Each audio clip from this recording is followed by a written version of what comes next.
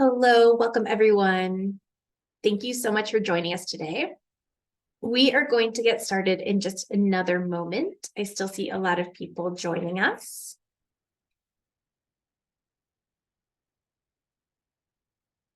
Hello, welcome everyone. Thank you so much for joining us today. We're going to give it just another moment or two to let everyone get in, and then we'll get started. Thank you for joining us. Okay, we'll go ahead and get started. Hello, welcome everyone. Thank you so much for joining us today. My name is Allison Weiss, and I am the Associate Director of Corporate and Executive Education at the Brown School of Professional Studies. The mission of the Brown School of Professional Studies is to empower you with the skills, resources, and network that you need to change the way the world works for good. And we provide those tools through a variety of programs that range from master's degrees to certificates to short programs to these free, very short master classes to enable you to fit this skill building into your busy lives. And that is the mission that we have throughout all of our programs. Today, I'm very excited to get to talk to you more about the topic of the return on investment of diversity, equity, and inclusion. In addition, at the end, I will share a little bit more information about how you can continue to learn about diversity, equity, and inclusion from this incredible faculty member. Our incredible faculty lead, Jarvis Sam, is unfortunately not able to be with us live today. He got sick, and so at the last minute wasn't able to join us, but he very, very, very kindly sent over a recorded video that is brand new content just for you on the topic. And it's about the same length as what he was planning to present to you live today. So you will have a very similar experience to what we would have had if we had had him live with us today. And so I'm still going to introduce you to our incredible speaker. I will then play his recording. And then afterwards, I'm happy to facilitate any questions I'm able to facilitate. So I'm obviously not as much of an expert as Jarvis is, but I have had the great honor of getting to run diversity and inclusion programs for a couple of organizations, as in bringing in facilitators who are experts. I wasn't the one running them. And so I'm still happy to answer any questions you have, and very happy to answer questions about our program that we're going to be offering through Brown. So with that, I'm happy to introduce, in coming to us via recording, Jarvis Sam. Jarvis Sam is the CEO and founder of the Rainbow Disruption, a multi-services consulting firm that focuses on diversity, equity, and inclusion. In addition, he is the most recent Chief Diversity Officer for Nike. So he has a ton of experience in what really works practically in an organization and what actually moves the needle and has an impact. He is also a professor of the practice at Brown University and an alum of our executive MBA program. He was recently named to the Forbes 30 under 30 list in sports specifically, and he's based out of Portland, Oregon, 40 under 40 list. So he is incredibly accomplished, and we are very lucky to get to share his wisdom with you. So with that, I'm going to share my screen and share his recorded content with you today.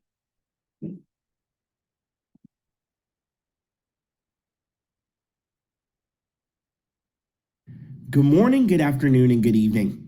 My name is Jarvis Sam, and I proudly serve as the faculty lead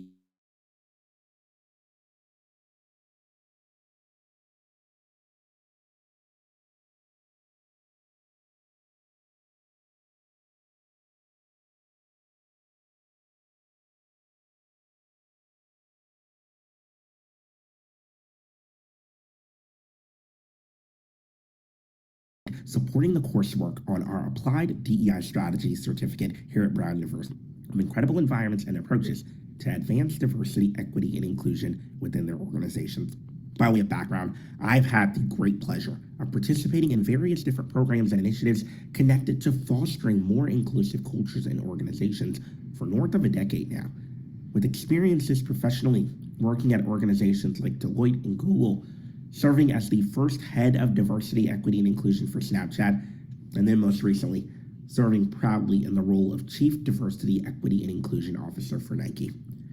I departed Nike in November of 2022 and launched my own firm called The Rainbow Disruption, where we partner with a number of Fortune 500 companies, nonprofit organizations, as well as government entities to help them understand where they are on their journey or pathway toward creating equitable and inclusive cultures and ways that their organizations need to focus on the development of both structural and systematic approaches to attempt to get rid of the inequities that continue to exist in the status quo. In addition to that, I proudly serve as a professor of the practice at Brown University, teaching coursework on DEI for organizations and business leaders as part of the MBA program alongside IE School of Business, a program that I am very proud to be an alum of. When we first set out on our journey to launch the Applied DEI Strategies Certificate, our goal was clear. Create an approach that enables leaders to understand what are the most principled approaches and strategies that will enable us to drive success in the space of DE&I. You see, this is a field that has existed in corporate settings for a number of years. However, following the murder of George Floyd in May of 2020, we started to see significant increases in amplifications around organizational investment into DE&I. Part of the challenge, though, as we continue to see a significant amount of both media and political rhetoric surrounding the terms, diversity, equity, and inclusion has been put in a relatively precarious position, with organizations questioning one big topic: what truly is the ROI of DEI? And that will be the nature of our conversation today, is how do we create measured and monitorable approaches that actually foster clarity around how we build a strong return on investment for our work. You see, following George Floyd's murder, organizations committed billions of dollars aimed at fostering a sense of racial equity, both internally within their organizations as well as externally, to support communities like the Black community. And then in March of 2021, similar work was done around #StopAsianHate for the advancement of AAPI-HM communities. And so how we think about positioning opportunities to support those groups became the prime center of our conversation. However, as the months and years begin to go by, several organizations begin to question the reality of those investments. Is it actually impacting community through the lens of social justice reform, education, community building and engagement, and ultimately career advancement and development within their own organizations?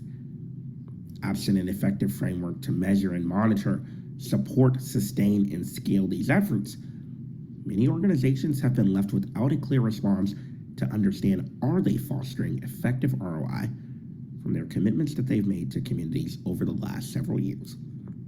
Fortunately, all hope is not lost. Through research and literature, there are a variety of best practices that enable us to understand how to build effective approaches to ROI building and to support people and teams that need it the most.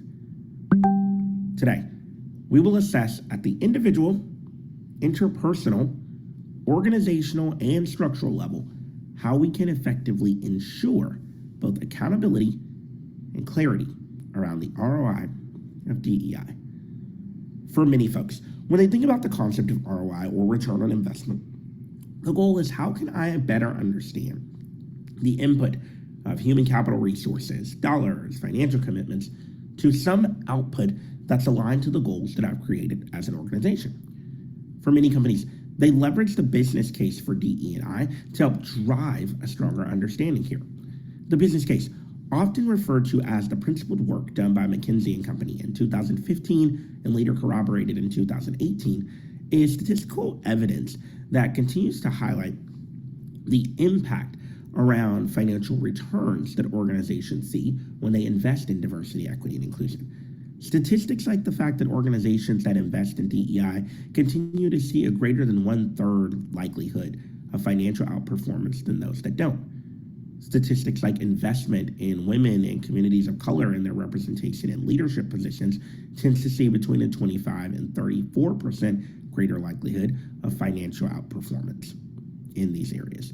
In addition to that, there's an entire innovation index of the growth in innovative teams and operational efficiency that is often seen when we promote the impact of diverse teams within our organizations.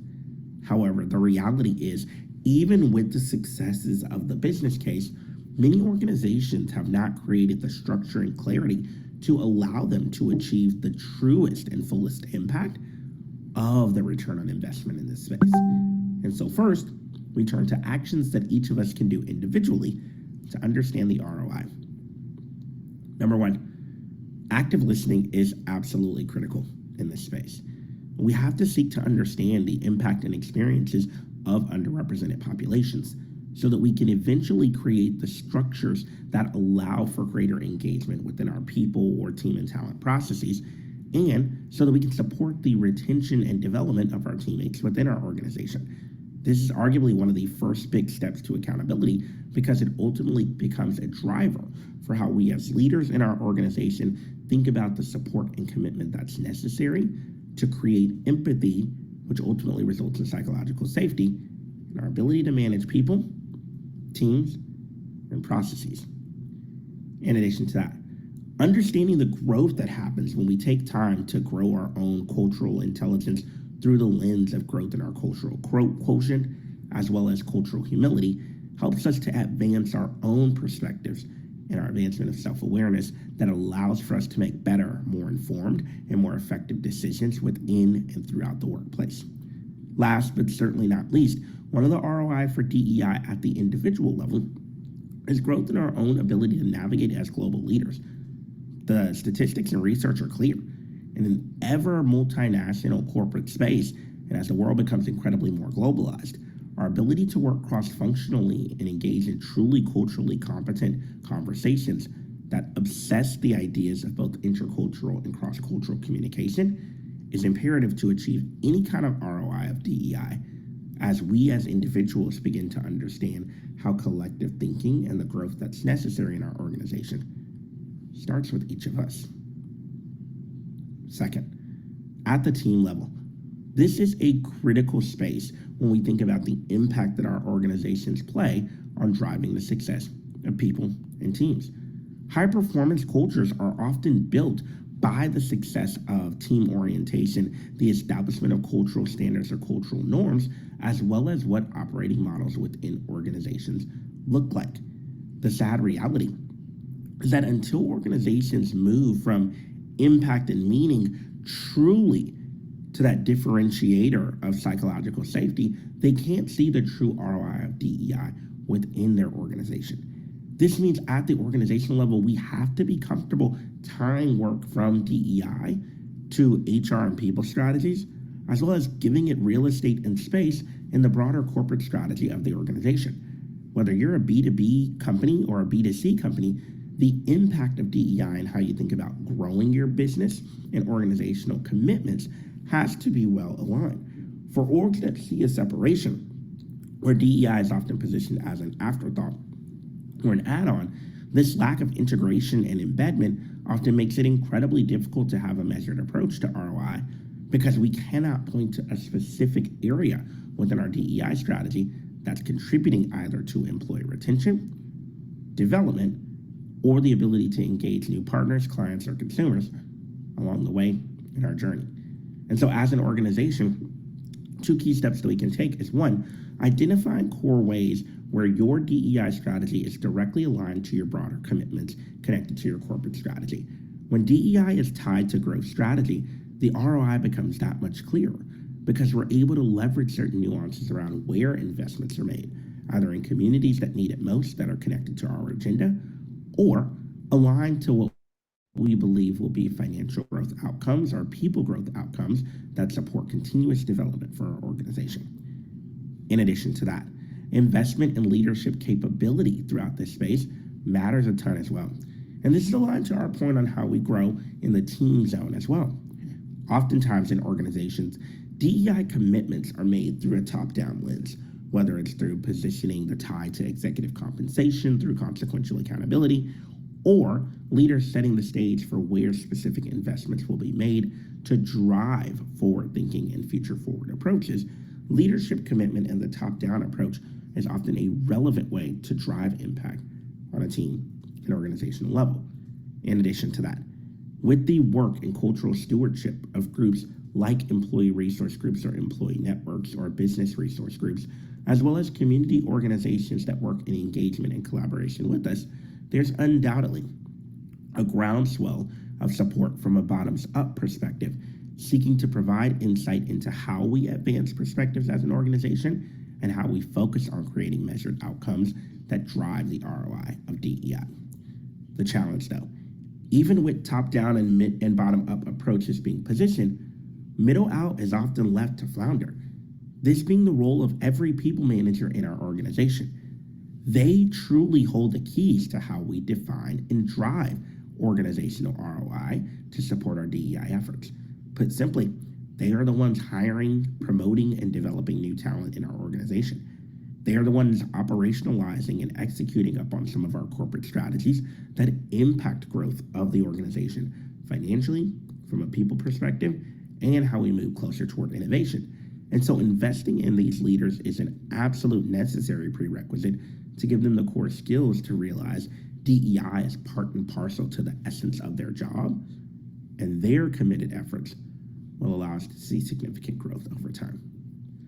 Finally, in terms of structural ways where we can focus on the ROI of DEI, it's important that we spend time constantly understanding, indicting, and in some cases massaging our internal policies, practices, and programs, recognizing that the goal is not to exist in a pursuit of perfection. It's to make progress toward a true north that's aligned and connected to our organizational goals. We're on a 6 to 9 month time frame, 1 year, 3 year, and 5 year. When we understand some of the structural barriers that often inhibit our organizations from learning or defining ROI, many of them include the following: legal policy, advocacy, and impact connected to how we think about implication of what it is that we measure. I get it. The law can be quite difficult to navigate in this space because as we think about protecting of user and employee privacy, as we think about what it is that we want to measure from a demographic representation standpoint, the complexities are quite high. However, the law also does provide provisions to ensure that we have the opportunity to effectively measure what input of some of our resources look like to ultimately have a true output. Take representation goals, for example. Many organizations have set 2025 representation goals around where they want to be from a gender representation standpoint and representation of BIPOC communities, particularly here in the United States. Fortunately, the law enables organizations to understand how are they moving, and in fact, consumers and employees expect a level of transparency with the release of annual diversity impact reports aligned to this. This is huge from an ROI standpoint because it helps organizations understand all of the money that we often place into strategic partnerships and development programs actually does impact the likelihood that we see growth in hiring, promotion, and retention within our organizations. However, it cannot stop there. The structural elements that we build through things like onboarding and hiring manager training play a critical role in ensuring that our policies and practices are built in such a way that enables for equitable engagement in our team and talent processes. In addition to that, for more B2C companies, there's oftentimes strategic and targeted work that's done to engage specific consumer groups through the lens of market segmentation. Take, for example, work that's often done in advocacy and support of LGBTQ+ communities. The most forward-thinking organizations are assessing how do we drive ROI from DEI efforts through the lens of Pride 365. Not just during the month of June, where they oftentimes will take a logo or a product, slap a rainbow on it, and hope that it authentically engages the community. On the contrary, organizations that obsess and understand what is important to the community and how can we leverage our product to be a direct and authentic reflection often see much greater ROI of this experience. What this means, though, is from a structure standpoint, we have to understand what our approach to marketing and marketing policy and practice looks like. How are we leveraging our relationships and positionality through a media relations and government and public affairs standpoint to ensure that while our brands will not get it right 100% of the time, there are definitely clear opportunities where we can have aligned and measured frameworks to attempt to estimate or understand the general impact of investments that are being made. In summary, discovering the path for return on investment for DEI is certainly not an easy task. However, if we go bit by bit and piece by piece and focus on individual elements, interpersonal and organizational elements directly connected to our teams, and discovering structural ways and approaches that we can understand our policies, programs, and practices as an organization, it will help take us a long way. The field of diversity, equity, and inclusion may be consistently changing as we continue to see significant amounts of pejorative rhetoric used about the term in media and politics. However, the reality is diversity, equity, and inclusion plays a pivotal role in how we grow, develop, and advance our businesses. Put simply, it's not going anywhere. And until we begin to evaluate it truly through the lens of practice of our business, we will never see great success. As a DEI practitioner, I often highlight to people that while this is where my work and expertise exist, I'm a business leader. A leader who has figured out how to leverage approaches to diversity, equity, and inclusion to drive strategic transformation, operational efficiency and development, and population or people-based engagement for organizations the world over. Defining and understanding that is how we achieve the real ROI of DEI. I look forward to chatting with you all much more. Certainly feel free to add me on LinkedIn for additional commentary and topics on discussions just like this. And I really hope to see you in our certificate program one day in the very near future. Throughout our program, we will uncover a variety of different areas that helps you as a leader feel more equipped and well-skilled to navigate some of the most unique conversations connected to the application and advancement of DEI in your org. Take care and have a wonderful day.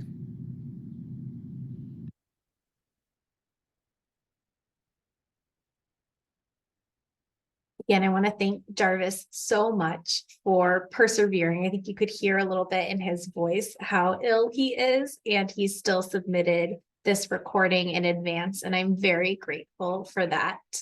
I'm about to share a little bit more information about the Applied DEI Certificate that Jarvis is the faculty lead for, and so a pathway for you to continue to learn more from him. And I also want to encourage you that if you have a question about the program or about diversity, equity, and inclusion, I will do my best to answer them. I am not as much of an expert as Jarvis, but I have gotten to be partners with faculty who have run several of these types of programs in the past. And so I have picked up some information along the way. And you can submit that question by clicking on the bottom bar of Zoom, clicking on Q&A and typing in and submitting your questions there. But first, I would like to share a little bit more information about how you could continue to learn from Jarvis if you are as inspired by him as I am every time. I always say this, but it's true. I feel that I learned more from Jarvis in 20 minutes than I have learned going through several full certificate programs on the same topic. And that's why we feel so lucky that we get to partner and feature him in this incredible program.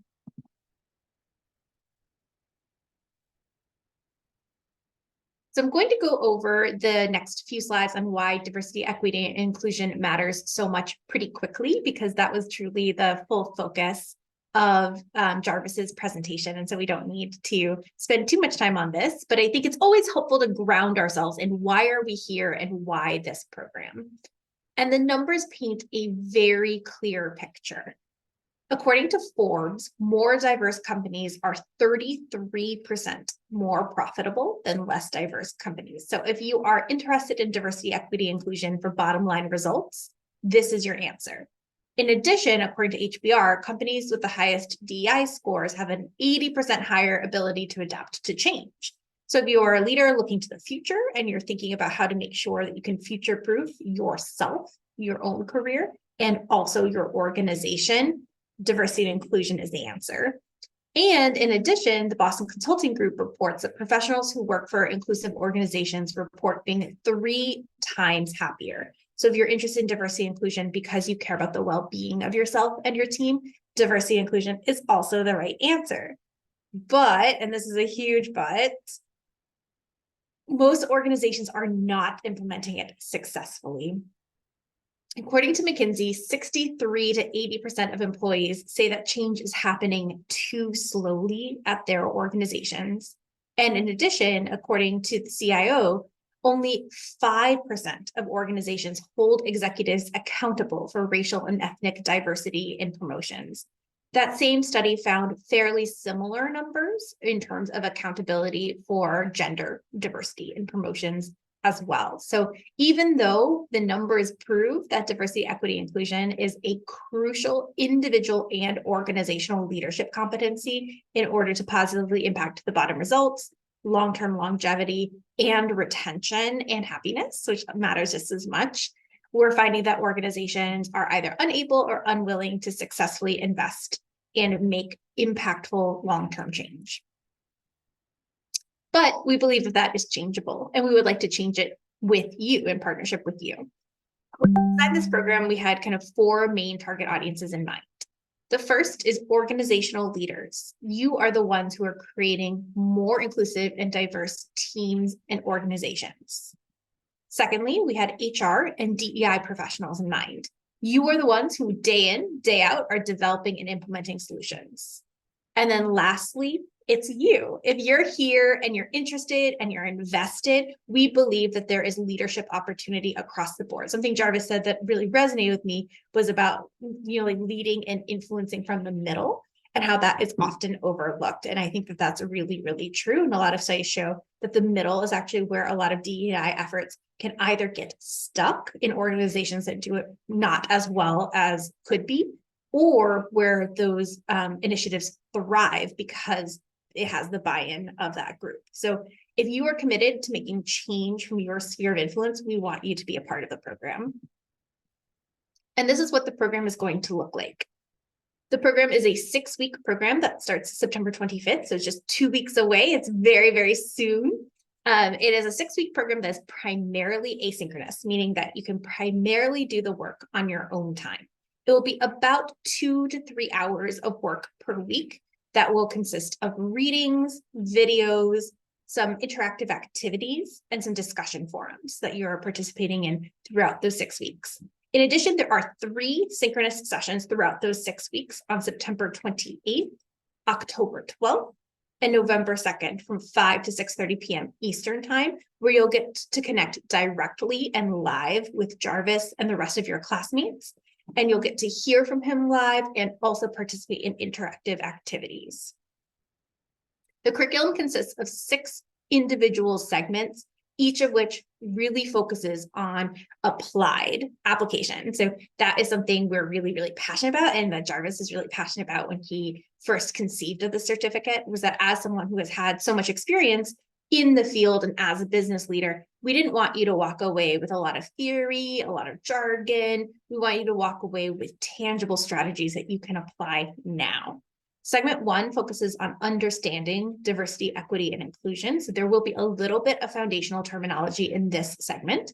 And it will also be where you analyze both the benefits and the challenges to achieving DEI in the workplace. So a little bit of what you saw today, that is a taste and a preview of what you can expect to be in that segment. Segment 2 is on cultural competency and inclusive communication. And that gives you the skills to have effective cross-cultural communication skills. And there's a specific focus there on global communication and thinking about the cultural backgrounds of your coworkers, your other stakeholders, and how to communicate effectively across a global workforce. Segment 3 is on really recognizing, addressing, and preventing unconscious bias.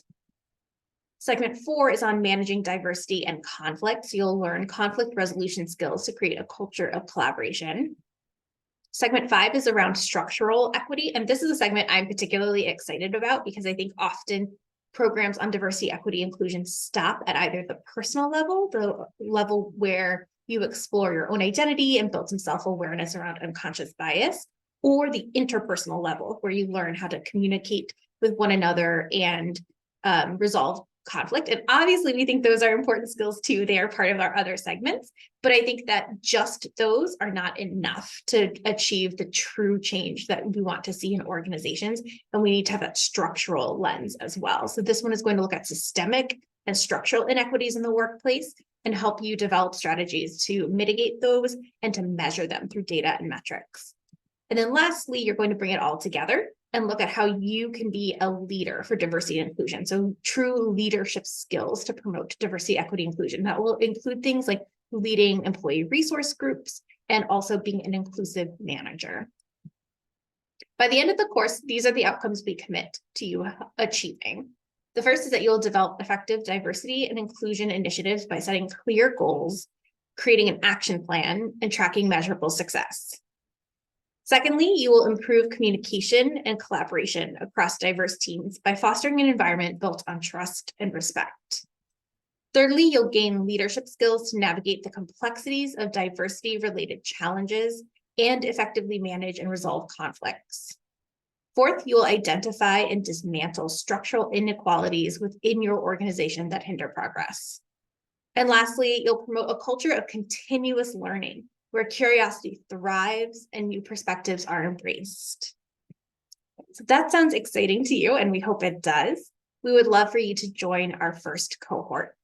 This cohort is coming up. The deadline is coming up very soon. The deadline is September 20th, which is next Wednesday, and there are limited seats remaining. So if you are interested, I encourage you to register for this right away. We have a very short enrollment form, and we'll send an email afterwards with this link as well. And that is the entirety of the process. There's not an application. It's more of an enrollment form where you give us a little bit of information about you, and then you're into the class. And we also will be offering this in the spring as well if these dates don't work for you. But the sessions are also recorded. So if you know you're going to just miss one session, I would still encourage you to join us for this cohort because you will be able to have access to the recording afterwards. You won't be able to participate in the live activities, which is the only thing that you won't have access to. But I think for just one, it's still probably worthwhile. So that's all the information I wanted to give to you. Thank you so much for joining us today. And with that, I'm going to stop sharing the screen, and I'm happy to answer any questions you have about the program, or I can do my best to answer questions around the topic of diversity and inclusion. So if you do have questions, please click on the bottom bar of Zoom, click on the Q&A button, and type and submit your questions. The first question is, during certificate programs, are the live sessions interactive or are they in webinar format? Will students and professors be able to interact with one another? Good question. They will be held via Zoom meeting. So that is not what we're using right now. It is the format where you see the little squares of everybody. So you will be able to interact live. And the format of each session is going to be that at the beginning, Jarvis and a guest speaker, depending on the session, will give a mini lecture on a topic that has either not been covered at all in the asynchronous content or has been covered very lightly in the asynchronous content, and he'll provide a deep dive. And then from there, he'll turn to you and give you the opportunity to put it into practice through conversation prompts and also small group activities. And you'll spend some time in breakout rooms and or as a small group kind of discussing and putting into practice what you've learned. And so that's what those are going to look like. Jarvis will be at all three, and the rest of your class will be there as well. So you'll have that opportunity to interact with one another. And if your broader question is also asking the question of how do we connect with one another as a cohort, you also have other opportunities to asynchronously as well. And that's something we're really, really dedicated to. We never want the asynchronous content to feel like you're just being spoken at. Instead, every single page of every unit within our learning management platform has the opportunity at the bottom for you to discuss what you've learned. And you'll be able to see other people's submissions and respond to them as well. So it will be a really highly interactive program. And the synchronous sessions are one of the highlights and one of the ways that you'll get to interact with one another, but not the only way. So thank you. It's a good question. The next question is, will this program also be offered in the spring? And if so, when? Yes, it will be offered in the spring. Those dates are now live on our website. It will be in February through March, and I don't have the synchronous session dates off the top of my head, and I apologize for that, but it will be a similar cadence. So it'll be weeks 1, 3, and 6 will be when you have your synchronous sessions. Also on Thursdays, also 5 to 6:30 p.m. Eastern time, and it starts February 11th and goes through March.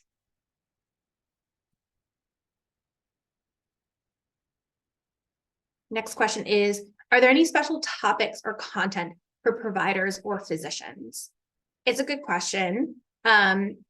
This does not cover any specific content for any industry. This is meant to be more of a general program, but I do believe that what you learn is very applicable to any setting. And so he does include cases or examples kind of throughout all 6 segments. And those cases and examples come from a lot of different fields. But I think instead of it being a very industry specific course, it's more about learning tangible skills like conflict resolution or like doing audits of your policies to look for inequities, things like that. And then it's more your job to then think about how to apply it back at your organization. But there are also structured ways that he helps you think that through, because you will be answering discussion questions and responding to one another and providing that type of support. So thank you. It's a good question. Next question is, does this program include information about being inclusive for people with disabilities? It does, yes. This program, it is a pretty broad scope in terms of inclusivity. So you're going to learn topics and terminology around a whole host of inequities, and disability and ableism is one of those. So that will be something that will be covered. And in addition, the strategies that he offers are strategies that are meant to make the workplace more equitable and inclusive across the board. And so some of those strategies will be pretty specific to one specific group, but often they're not, because if you think about what people's needs are, typically people need to be listened to and heard and have their needs be taken very seriously. And so he's able to give more of a structured approach to thinking through, how do you gather the information about what needs are, and then how do you think about addressing those needs? And that is on an individual, interpersonal, and structural level. We also have the question of, you mentioned this is the first cohort. Yeah, it is. This is the first time we are offering this program. It's not the first time that Jarvis has taught this topic. He also teaches in our executive MBA program that he's an alum for. He teaches a full semester course for that. So it's the first time we're offering this program in this format, but it's not going to be our first time offering this content or the first time Jarvis has taught it.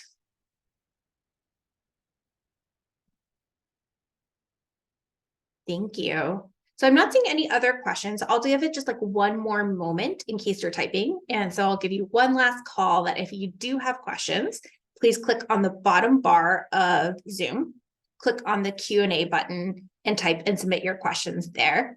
And I'll give it just one more moment in case anyone's in the middle of asking a question. But if not, we will close for the day. And thank you so much for your attendance. And thank you for being adaptable when Jarvis was unfortunately not able to join us live. But I hope you still saw through his recording how dedicated he is to the program. You could hear how sick he was, and he still sent us in a video anyways. He's at the doctor's right now. And also, I hope that you were able to see that he's an incredible teacher. He just brings such a strong wealth of knowledge, and he is such an engaging presenter. And so I learn something new every time I get to interact with him. And I think you would also experience that as well if you joined us for the certificate. Okay, I don't see any other questions. So we'll close for the day. Thank you all so much for joining us today. And I hope that we get to see you online for the first cohort of the Diversity, Equity, and Inclusion Certificate starting on September 25th with the deadline of enrolling by September 20th. Thank you, everyone. Have a great day. Bye.